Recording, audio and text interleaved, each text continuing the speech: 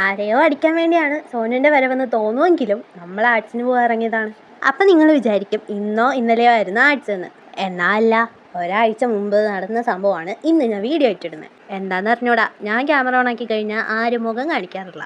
എന്നാൽ ഞാൻ അവരെ വിടാറുമില്ല. ആർട്സൊക്കെ ആണല്ലോ വീഡിയോ ഒക്കെ എടുക്കണ്ടേന്ന് പറഞ്ഞ് മടിച്ച് വീഡിയോ എടുത്ത് നടക്കുമ്പോഴാണ് സാനി ചേച്ചീനെ കാണുന്നത്. പിന്നെ സാനി ചേച്ചിയുടെ വീഡിയോ ഒക്കെ എടുത്തിട്ട് ഞാനും സോനും കൂടെ നടക്കാൻ തുടങ്ങി. എങ്ങോട്ടാണെന്നല്ലേ, ഒരാളെ കാണാൻ വേണ്ടിയിട്ടാണ്. ഈ വരയുടെയൊക്കെ പിന്നിൽ ഹാഷിമിക്കയുടെ കയ്യാട്ടോ. ആർട്സിൻ്റെ പേര് ചർക്കാന്ന് ആയതുകൊണ്ട് തന്നെ ഫ്രണ്ടിലൊരു ചർക്കയൊക്കെ വെച്ചിട്ടുണ്ട്. സോനു ഞാൻ എത്ര തിരക്കിട്ടത് എങ്ങോട്ടാന്ന് ചോദിച്ചാൽ അക്ഷയ ഇത്തവണ തിരുവാതിരയൊക്കെ ഉള്ളതുകൊണ്ട് തന്നെ അവരെ മേക്കപ്പും കാര്യങ്ങളൊക്കെ കാണാൻ വേണ്ടി പോവാണ്. എന്തായാലും ഇവിടം വരെ വന്ന സ്ഥിതിക്ക് പിള്ളേർ പ്രാക്ടീസ് ചെയ്യുന്നതാണ് അതെങ്ങനെ പോകുന്നത്. ഞാൻ മാത്രം കണ്ടാൽ പോരല്ലോ, നിങ്ങളും കുറച്ചു നേരം കണ്ടോ.